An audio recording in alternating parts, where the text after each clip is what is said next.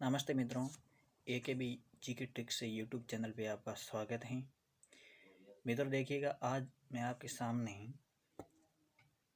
इतिहास के कुछ महत्वपूर्ण प्रश्न लेकर उपस्थित हुआ हूँ और वो भी PDF के रूप में।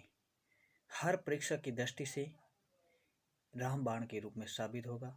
शुरू से लेकर अंत तक ये वीडियो देखना और हर प्रश्न का मैं विश्लेषण की तरह समझाऊंगा और कुल प्रश्नों की संख्या रहेगी 77। प्रश्न नंबर 1 देखिएगा, सर्वप्रथम भारत को इंडिया नाम से किसने संबोधित किया था? तो सर्वप्रथम भारत को इंडिया नाम से किसने संबोधित किया था? तो यूनानियों शासकों ने सबसे पहले भारत को इंडिया नाम से संबोधित किया था। प्रश्न नंबर 2 देखिएगा, चावल के साक्ष्य हमें कहाँ से प्राप्त हुए हैं? चावल के साक्ष्य दो सभ्यता से, एक तो रंगपुर और दूसरा है लोथल। अब देखिए इस प्रश्न को मित्रों कि रंगपुर व लोथल में चावल की भूसी मिली है। क्या मिली है? रंगपुर और लोथल में चावल की क्या मिली है? भूसी मिली है। और एक स्थान है जो कि कालीबंगा, राजस्थान के हनुमानगढ़ जिले में स्थित है। और कालीबंगा का अर्थ होता है काले रंग की चूड़ियाँ। और वहाँ से जले हुए चावल के साक्ष्य मिले हैं। तो चावल के साक्ष्य पूछा जाए कहाँ से प्राप्त हुआ? तो रंगपुर व लोथल से। ठीक है। और यदि पूछा गया है कि जले हुए चावल के साक्ष्य कहाँ से मिले हैं, तो कालीबंगा से। और पूछा जाए कालीबंगा का अर्थ क्या होता है, तो कालीबंगा का अर्थ होगा काली रंग की चूड़ियाँ। मित्रों हर प्रश्न को ध्यानपूर्वक सुनिए, क्योंकि मैं एक्स्ट्रा बता रहा हूँ, उन्हीं में से कुछ प्रश्न बन सकते हैं, जैसे कि मैंने कालीबंगा के बारे में बताया। इसी प्रकार थोड़ा ध्यान से सुनिएगा। प्रश्न नंबर 3 देखिएगा, वर्धन वंश की राजधानी क्या थी? वेरी वेरी इंपॉर्टेंट प्रश्न। वर्धन वंश की राजधानी क्या थी? थानेश्वर। क्या है? थानेश्वर। अब मित्रों बात करते हैं हम 605 और 606 ईस्वी के आसपास की बात है, कि जहाँ पर यहाँ थानेश्वर में हुणों का आक्रमण हुआ था। और यहाँ थानेश्वर में शासक था प्रभाकर वर्धन। और इस टाइम में थानेश्वर में ये प्रभाकर वर्धन, जब ये हुणों का आक्रमण हुआ था तो प्रभाकर वर्धन अस्वस्थ थे, यानी बीमार थे। तब इनके पुत्र थे, एक था राजवर्धन और एक था हर्षवर्धन। जब ये शिकार खेलने जाते हैं तो इनके पीछे कुछ व्यक्ति जाते हैं, उनका भी अगले वीडियो में डिस्कस पूरा इसके ऊपर करूँगा। अगला चौथा प्रश्न देखिएगा, मेसोपोटामिया का अर्थ क्या है? मेसोपोटामिया का अर्थ क्या है? दो नदियों के बीच की भूमि क्या कहलाता है? मेसोपोटामिया। पांचवा प्रश्न देखिएगा, चाक का आविष्कार किस काल में हुआ था? चाक का आविष्कार किस काल में हुआ था? तो इसका आंसर रहेगा नवपाषाण काल में चाक का आविष्कार हुआ था। छठा प्रश्न देखिए, श्रीनगर की स्थापना किसने की थी? श्रीनगर की स्थापना किसने की थी? श्रीनगर की स्थापना अशोक ने की थी। और पूछा जाता है कौन सी नदी के तट पर है श्रीनगर? तो विस्तृता नदी है। अब देखिए मित्रों इस प्रश्न पे हम थोड़ी डिस्कस कर लेते हैं। तो श्रीनगर की स्थापना तो कश्मीर में अशोक ने कर दी। कौन सी नदी के किनारे? विस्तरा नदी। और विस्तरा नदी को वर्तमान में झेलम नदी कहते हैं। जो पंजाब की पंच नद है उनमें से एक नदी कौन सी है? झेलम नदी, और जिसका दूसरा नाम पहले था विस्तृता। अब देखिएगा मित्रों, इसके साथ प्रश्न पूछा जाता है कि नेपाल में भी ललित पतन और देवपतन की स्थापना इसने की थी। पूछा जाता है कि नेपाल में कौन से स्थानों की अशोक ने स्थापना की थी? तो ललित पतन और देवपतन। अब ये भी प्रश्न बनता है। और पीछे मैंने बताया कि झेलम नदी का दूसरा नाम या विस्तृता नदी का दूसरा नाम, ये भी प्रश्न बनता है। तो ये थोड़ा बहुत ध्यान रखिएगा। अगला प्रश्न देखिएगा, महावीर के 11 शिष्य क्या कहलाते थे? महावीर के 11 शिष्य थे, वो क्या कहलाते थे? गणधर। क्या कहलाते थे? गणधर। अब देखो मित्रों इस पर भी थोड़ा डिस्कस कर लेते हैं। 11 शिष्य थे, उनको क्या कहा जाता था? महावीर के 11 शिष्य थे, उनको कहा जाता था गणधर। और जो ये शिष्य थे ये निर्ग्रंथ निर्ग्रंथ थे, और निर्ग्रंथ का अर्थ होता है बंधनों से मुक्त। अब देखिएगा मित्रों, महावीर के जीवन काल के दौरान मतलब 10 गणधरों की मृत्यु हो जाती है। क्या हो जाती है? 10 गणधर, 11 में से 10 गणधर है, उसकी क्या हो जाती है? मृत्यु हो जाती है। और जब मृत्यु होने के बाद एक गणधर बचता है, वो है आर्य शुद्ध मरमण, जो जीवित रहता है। और आर्य शुद्ध मरमण को कहते हैं कि जिन्हें धर्म का प्रथम क्या कहा जाता है? थेरा या उपदेशक कहा जाता है। मित्रों, हर प्रश्न का मैं संश्लेषण बहुत ही अच्छी तरीके से कर रहा हूँ, और हर प्रश्न के वही संश्लेषण कर रहा हूँ जो पिछले एग्जामों में पूछे गए हैं, और वही इम्पोर्टेंट मैं बात बता रहा हूँ जो एग्जाम में पूछे जा सकते हैं आगे भी। आगे देखिएगा 8वां प्रश्न, सिंधु घाटी सभ्यता का सबसे अधिक दक्षिणी पूरा स्थल कौन सा था? वेरी वेरी इंपॉर्टेंट प्रश्न है ये भी। सिंधु घाटी सभ्यता की बात करें तो देखिएगा सबसे दक्षिणी पूरा स्थल, सबसे दक्षिणी पूरा स्थल की बात करें तो वो है दायमाबाद। कौन सा है? दायमाबाद। तो वो है दायमाबाद, अहमदनगर, महाराष्ट्र में। अब पूछा जाता है कि दायमाबाद तो सबसे दक्षिणी है, अधिक दक्षिणी पूरा स्थल है, तो ये कौन सी नदी के तट पर स्थित? ये भी पूछा जा सकता है इसके साथ। तो आप उनको बताना है प्रवाह नदी के तट पर है दायमाबाद स्थित है। कहाँ पर है? अहमदनगर, महाराष्ट्र में।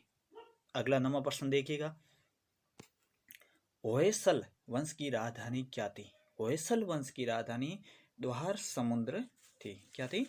द्वार समुद्र। अगला प्रश्न 10वां प्रश्न देखिएगा, गंगों की प्रारंभिक राजधानी क्या थी? कोलार। गंगों की प्रारंभिक राजधानी क्या थी? कोलार। अगला प्रश्न वेरी इंपॉर्टेंट प्रश्न है, वो है 11वां, चौथी बौद्ध संगति किसके शासनकाल में हुई थी? चौथी बौद्ध संगति कनिष्क के काल में हुई थी। शासनकाल कौन सा शासन, उस समय शासक कौन था? तो कनिष्क के शासनकाल में चौथी बौद्ध संगति हुई थी। अब देखिए मित्रों, इस पे थोड़ा डिस्कस कर लेते हैं कि यह चौथी बौद्ध संगति हुई थी। इस पे भी आगे प्रश्न आएगा, वो मैं पहले डिस्कस कर रहा हूँ कि यह ईसा की प्रथम शताब्दी में हुई थी। और यह पूछा जाता है शासनकाल तो कनिष्क के शासनकाल में, और कहाँ हुई थी? तो यह कश्मीर के कुंडल वन में हुई थी। और पूछा जाता है इसका अध्यक्ष कौन था? तो अध्यक्ष इसका वसुमित्र था। कौन था? वसुमित्र। और उपाध्यक्ष इस चौथी बौद्ध संगति में एक नया पद सर्जित हुआ, और उपाध्यक्ष था वो था अश्वघोष। कौन था? अश्वघोष है। और यह पहली बार पद नियुक्त हुआ था। और चौथी बौद्ध संगति में कितनी प्रश्न बन गई देखो इसकी एस्टा, इसकी, इसलिए आपको ध्यानपूर्वक वीडियो को सुनना है। 12 प्रश्न देखिएगा, पृथ्वीराज रासो के रचयिता कौन है?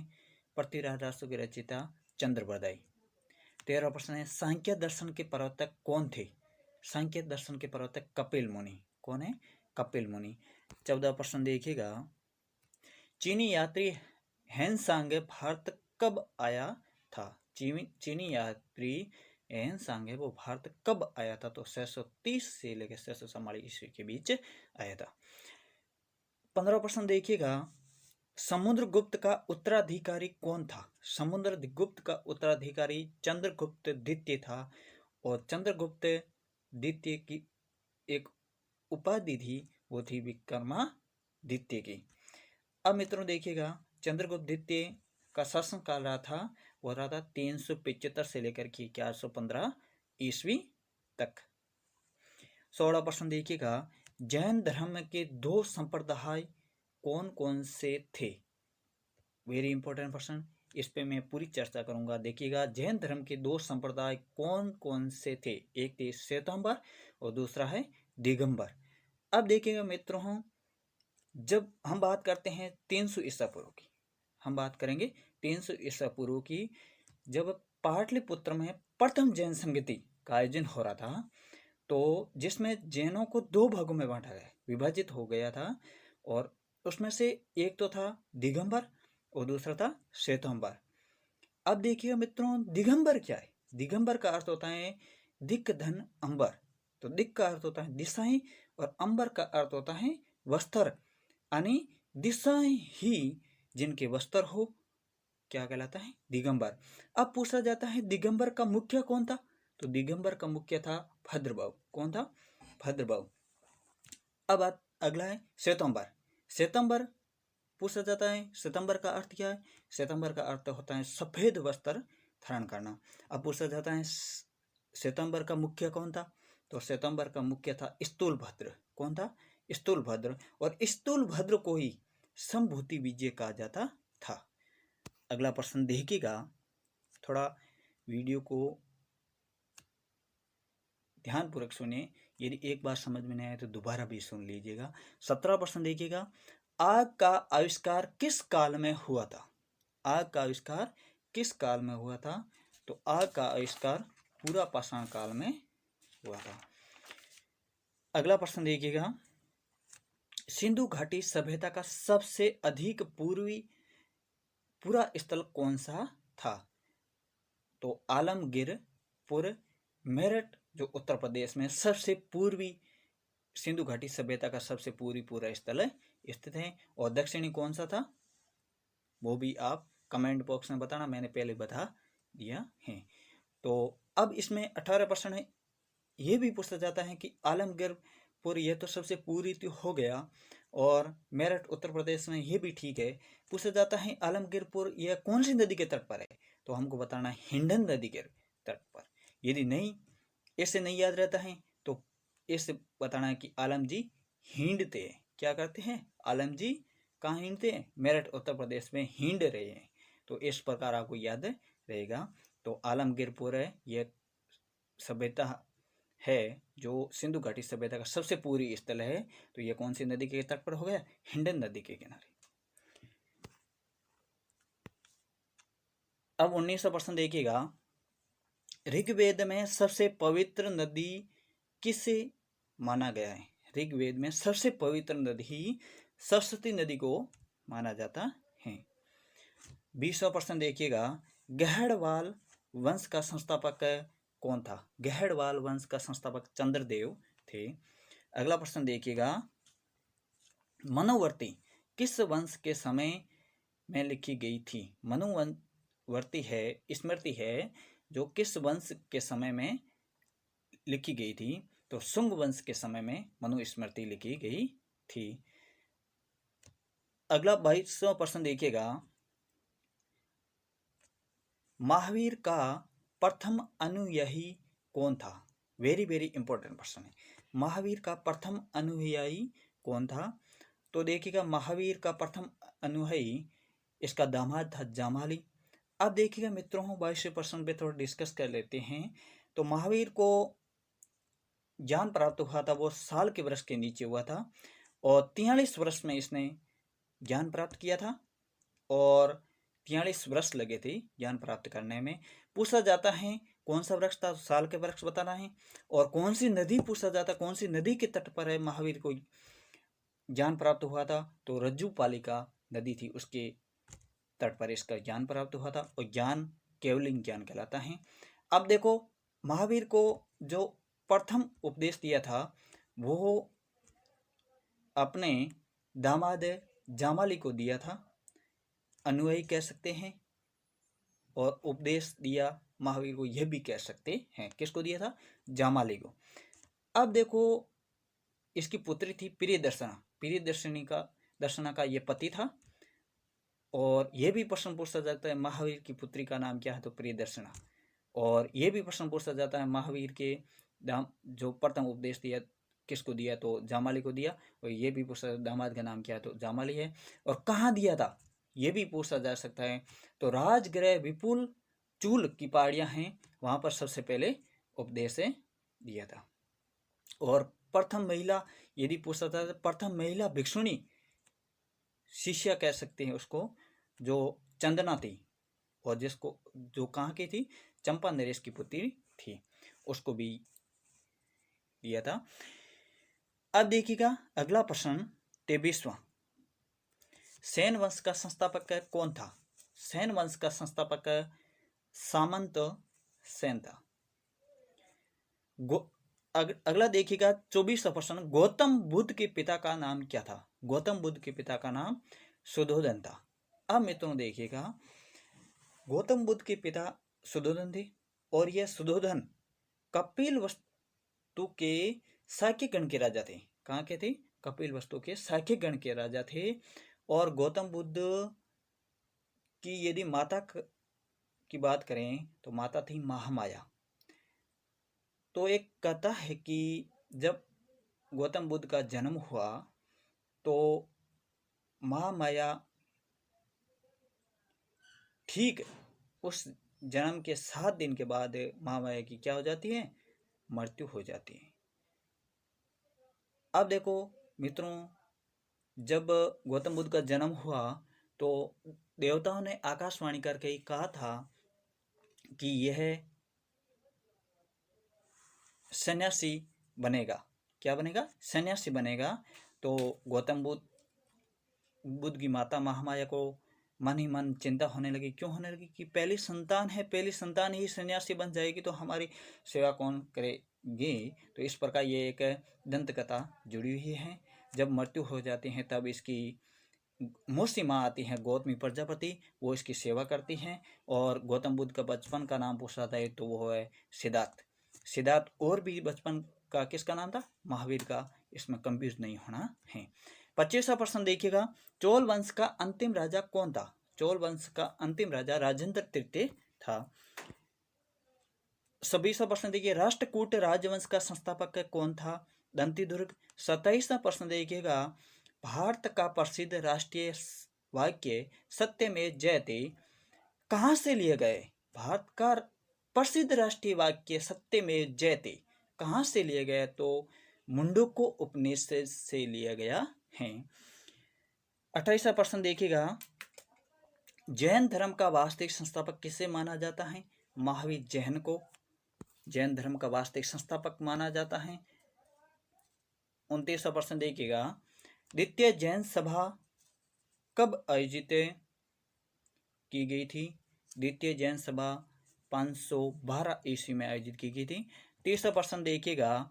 अष्टाध्यायी के लेखक कौन है? अष्टाध्यायी के लेखक पाणिनि है।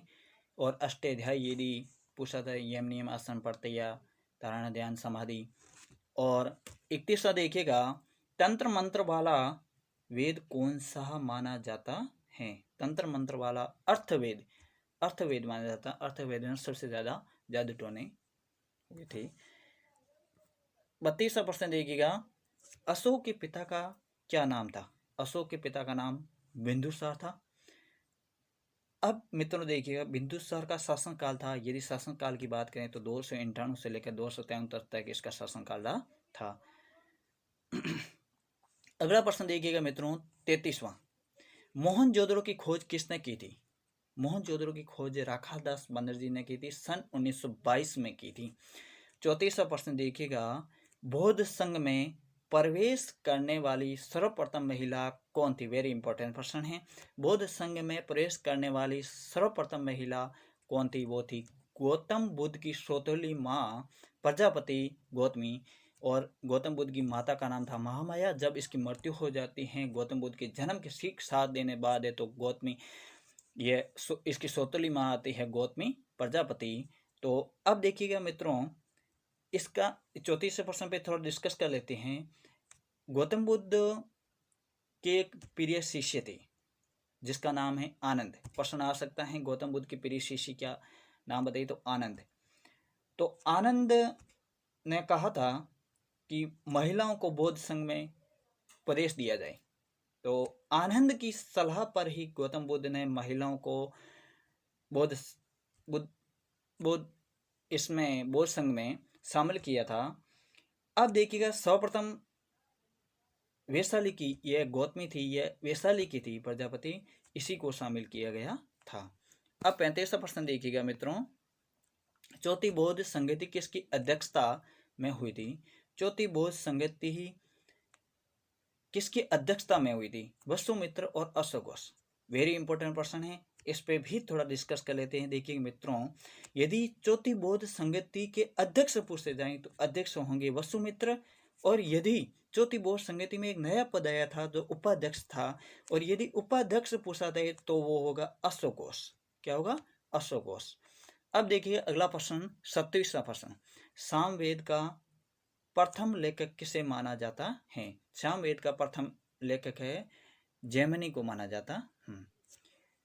37वां प्रश्न देखिएगा, आदि मानव द्वारा सर्वप्रथम पालतू बनाया गया जानवर कौन सा था? आदि मानव द्वारा सर्वप्रथम पालतू बनाया गया जानवर कौन सा था? तो वो होगा कुत्ता। सबसे प्राचीन वेद कौन सा है? ऋग्वेद। कनिष्क की दूसरी राजधानी क्या थी? कनिष्क की दूसरी राजधानी क्या थी? वो थी मथुरा। अगला प्रश्न देखिएगा 40वां, पाल वंश का संस्थापक कौन था? गोपाल। 41वां देखिएगा, भुवनेश्वर में लिंगराज मंदिर का निर्माण किसने कराया था? भुवनेश्वर में लिंगराज मंदिर का निर्माण किसने कराया था? तो राजा ययावती केसरी ने कराया था। अगला 42वां प्रश्न देखिएगा, महात्मा बुद्ध किस वंश से संबंध रखते हैं? महात्मा बुद्ध है ये शाक्य वंश से संबंध रखते हैं। मित्रों देखिएगा, इस पे भी थोड़ा डिस्कस कर लेते हैं। सुधोधन है कपिल वस्तु के शाक्य गण थे के राजा थे, तब इसी को क्या माना गया है? शाक्य वंश के माने जाते हैं। अब ये भी प्रश्न पूछा जा सकता है कि सुधोधन थे वो कहाँ के शाक्य गण के राजा थे? तो कपिल वस्तु के शाक्य गण के राजा थे। अब 43वां प्रश्न देखिएगा, 43वां प्रश्न है कि कल्याणी के चालुक्य वंश की स्थापना किसने की थी? कल्याणी की चालुक्य वंश की स्थापना किसने की थी? तेलपदित्य ने की थी। तेलपदित्य ने की थी। 44वां प्रश्न देखिए, द्वितीय जैन सभा कहां पर आयोजित हुई थी? वेरी इंपॉर्टेंट प्रश्न है। द्वितीय जैन सभा कहां पर आयोजित हुई थी? द्वितीय जैन सभा यह वल्लभी में आयोजित हुई थी। अब मित्रों देखिए थोड़ा इस पर भी डिस्कस कर लेते हैं। द्वितीय जैन संगति है यह 512 या 13 में हुई थी, ईस्वी में हुई थी, जो गुजरात के वल्लभी नगर में हुई थी। जो गुजरात के वल्लभी नगर में हुई थी। अब पूछा जाता है कि द्वितीय जैन सभा या संगति इसके अध्यक्ष कौन थे? तो अध्यक्ष देवदत्तधरिणी थे, और इसको दूसरा नाम कह सकते हैं कि समासरण। क्या कह सकते हैं? समासरण। अब अगला 45वां प्रश्न देखिएगा, भारत में शिलालेख का प्रचलन किसने शुरू किया था? भारत में शिलालेख का प्रचलन किसने शुरू किया था? तो अशोक ने भारत में शिलालेख का प्रचलन शुरू किया था। अगला प्रश्न देखिएगा 46वां प्रश्न है, जैन धर्म में जीवन का अंतिम लक्ष्य क्या है? जैन धर्म में जीवन का अंतिम लक्ष्य क्या है? वो लक्ष्य है निर्वाण। अब मित्रों देखिएगा, एक ये कमेंट बॉक्स में आपको लिखना कि निर्वाण का अर्थ क्या होता है। जैन धर्म में जो अंतिम जीवन का अंतिम लक्ष्य क्या है? तो निर्वाण होगा। तो निर्वाण का अर्थ क्या होता है ये आपको कमेंट बॉक्स में बताना है।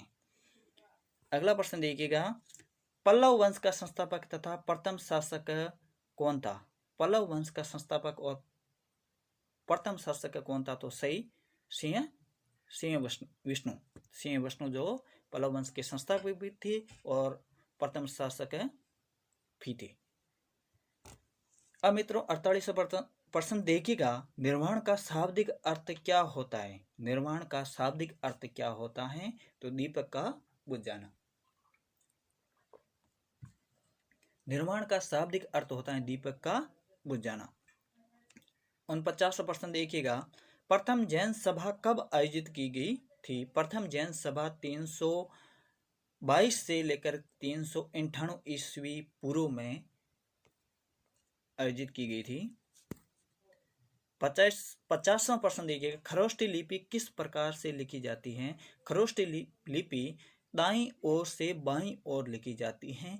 दाईं ओर से बाईं ओर लिखी जाती है। कौन सी लिपि? खरोष्टी लिपि। 51वां प्रश्न देखिएगा, विख्यात तट मंदिर को किसने बनाया था? विख्यात तट मंदिर को किसने बनाया था? तो पल्लव शासक नरसिंह वर्मन द्वितीय ने विख्यात तट मंदिर का निर्माण कराया था। अगला प्रश्न देखिएगा 52। धोलावीरा का शाब्दिक अर्थ क्या है? मित्रों देखिएगा, वेरी इंपॉर्टेंट प्रश्न है ये भी। धोलावीरा का शाब्दिक अर्थ क्या है? तो सफेद कुआं। क्या है? सफेद कुआं। अब मित्रों सबसे पहले हमें दिमाग में यही आ जाता है कि धोलावीरा है क्या? सफेद कुआं तो है, ये एक सभ्यता भी है। तो जो कहाँ है? गुजरात के कच्छ क्षेत्र में उत्खनन हुआ था धोलावीरा का। अब 53वां प्रश्न देखिएगा, सिंधु घाटी सभ्यता के लोग किस देवी की पूजा करते थे? सिंधु घाटी सभ्यता के लोग किस देवी की पूजा करते थे? तो सिंधु घाटी सभ्यता के लोग मातृ देवी की पूजा करते थे। 54वां प्रश्न देखिएगा, पार्श्वनाथ के 4 महाव्रतों में 5वां महाव्रत ब्रह्मचर्य। 4 महाव्रत तो पार्श्वनाथ के थे और 5वां था ब्रह्मचर्य। किसने जोड़ा था? तो महावीर स्वामी ने। अब मित्रों वेरी इंपॉर्टेंट प्रश्न है, इस पे थोड़ा डिस्कस कर लेते हैं। देखिएगा, पार्श्वनाथ की 4 महाव्रत कहो या 4 शिक्षाएं कहो। अहिंसा, वो कौन कौन सी है? देखिएगा, अहिंसा, सत्य, आस्तेय और अपरिग्रह। कौन कौन सी है? दोबारा सुनिएगा, अहिंसा, सत्य, आस्तेय और अपरिग्रह, ये 4 थे। और 5वां कौन सा जोड़ा था? ब्रह्मचर्य, जो किसने जोड़ा था? महावीर स्वामी ने जोड़ा था। 55वां प्रश्न देखिएगा, यह भी वेरी इंपॉर्टेंट प्रश्न है कि चौथी बौद्ध संगति कब हुई थी? तो प्रथम शताब्दी में हुई थी, ये मैंने पहले भी बताया था। 56वां प्रश्न देखिएगा, अशोक को अन्य किन नामों से जाना जाता है? अशोक को अन्य किन नामों से जाना जाता है? 2 नामों से जाना जाता है, एक तो है देवनाम प्रिय और दूसरा है प्रियदर्शी। 57वां प्रश्न देखिए, आर्य लोग भारत कहाँ से आए थे? आर्य लोग भारत मध्य एशिया से आए थे। अब मित्रों देखिए 58वां प्रश्न, श्वेतांबर के संस्थापक कौन थे? मैंने पहले भी बता दिया था। श्वेतांबर के संस्थापक है वो स्थूलभद्र है, और इसका एक नाम और बताया था, संभूति विजय। क्या है? संभूति विजय। 59वां प्रश्न देखिएगा, हरेक वंश का प्रथम शक्तिशाली शासक कौन था? तो बिंबिसार था। हरेक वंश का प्रथम शक्तिशाली शासक कौन था? बिंबिसार। 60वां प्रश्न देखिए,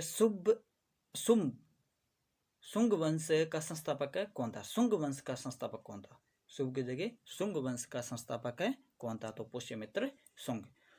अगला 61वां प्रश्न देखिएगा मित्रों,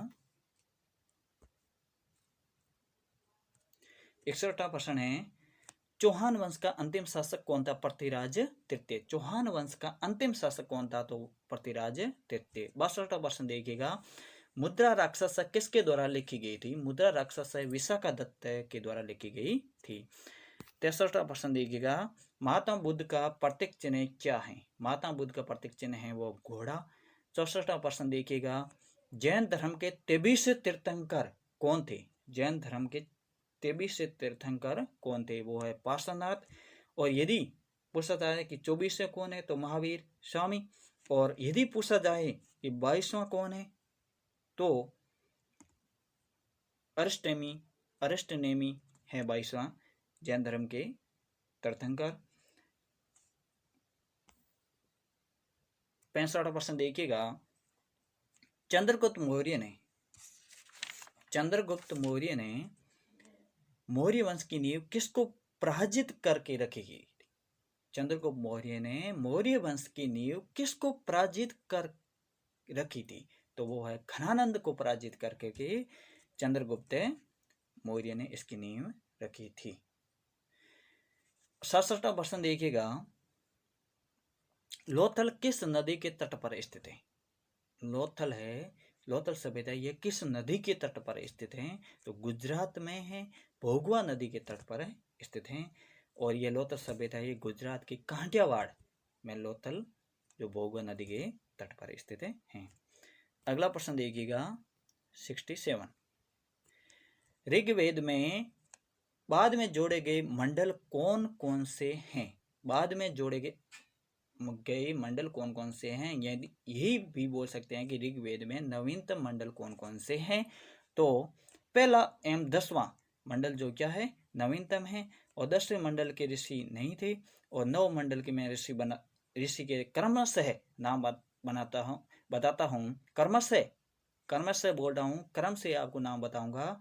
देखिएगा, प्रथम मंडल है उसके हैं अंगिरा ऋषि, सेकंड मंडल है उसका भार्गव ऋषि, तीसरा मंडल है उसका विश्वामित्र ऋषि, चौथा है वामदेव, पांचवा है अत्रि, छठा है भारद्वाज, और सातवां है वशिष्ठ, और आठवां है कणव ऋषि, और नौवां है सोम ऋषि, और 10वें के ऋषि नहीं थे। और इसी में से नवीनतम या बाद में जोड़े गए वो है पहला और 10वां। 68वां प्रश्न देखिएगा, अशोक का नाम अशोक किस अभिलेख में मिलता है? तो अशोक का नाम अशोक मास्की या मास्की एवं गुर्जरा अभिलेख में मिलता है। 69वां प्रश्न देखिए, मौर्य वंश का अंतिम शासक कौन था? मौर्य वंश का अंतिम शासक कौन था? तो बृहद्रथ जो मौर्य वंश का क्या था, अंतिम शासक था। देखिएगा मित्रों, इसके ऊपर थोड़ा डिस्कस कर लेते हैं कि बृहद्रथ है, ये इसकी हत्या की थी वो पुष्यमित्र संघ के सेनापति ने की थी। बृहद्रथ की हत्या, जो मौर्य वंश के अंतिम शासक थे, इसकी हत्या की थी वो पुष्यमित्र संघ के सेनापति ने की थी। अब देखिएगा मित्रों, 17वां प्रश्न देखिए, आर्यों का प्रिय पशु कौन सा था? आर्यों का प्रिय पशु घोड़ा था। 71वां प्रश्न देखिएगा, शून्यवाद के प्रतिपादक कौन थे? शून्यवाद के प्रतिपादक कौन थे? नागार्जुन। वेरी वेरी इंपॉर्टेंट प्रश्न है। देखिएगा, शून्यवाद के प्रतिपादक कौन थे? नागार्जुन। इसके ऊपर थोड़ा बहुत डिस्कस कर लेते हैं। देखिएगा, नागार्जुन है, ये आंध्र प्रदेश के गुंटूर जिले है, वहां पर एक पहाड़ी पर तपस्या की थी, और वहां ही उसी पहाड़ी पर नागार्जुन ने एक मंदिर भी बनाया था, मंदिर का निर्माण कराया था, और जिस मंदिर को नागार्जुन कोड़ा कहा जाता है। अब ये भी प्रश्न पूछा जा सकता है, शून्यवाद के प्रतिपादक कौन थे? नागार्जुन। और नागार्जुन ने जो मंदिर बनाया था वो कहाँ बनाया था, ये भी पूछ सकते हैं। तो आंध्र प्रदेश के गुंटूर। और उस मंदिर का नाम क्या है? तो नागार्जुन कोड़ा कहा जाता है।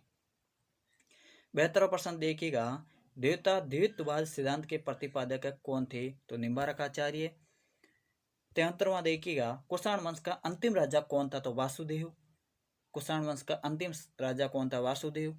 74वां देखिएगा, कलिंग युद्ध कब हुआ था? 261 ईस्वी पूर्व में कलिंग युद्ध हुआ था। 75वां देखिएगा, महात्मा बुद्ध के गृह त्याग की घटना को क्या कहा जाता है? वेरी वेरी इंपॉर्टेंट ये भी प्रश्न है। महात्मा बुद्ध के गृह त्याग की घटना को महाभिनिकर्षण कहा जाता है। जो गृह त्याग सर्वप्रथम, अब देखिए, गृह त्याग कर दिया, गृह त्याग के करने के बाद सर्वप्रथम ये अनोमा नदी, ये भी प्रश्न पूछा जाता है कि गृह त्याग तो कर दिया, और गृह त्याग करने के बाद कौन सी नदी के तट पर जाते हैं? तो वो अनोमा नदी के तट पर जाते हैं। और ये भी प्रश्न पूछा जाता है कौन से वस्त्र धारण करते हैं? तो भिक्षुओं के कसाई वस्त्र धारण करते हैं। 77वां प्रश्न देखिएगा, महाबलीपुरम के एकाश्म रथों का निर्माण किसने कराया था? तो पल्लव राजा नरसिंह वर्मन प्रथम के द्वारा कराया गया था। थैंक यू मित्रों। और अगले इसी प्रकार प्रश्नों और पीडीएफ के लिए यदि आपको ये वीडियो अच्छा लगे तो कमेंट करके बताना, और लाइक करना, शेयर करना और सब्सक्राइब करना न भूलें। धन्यवाद।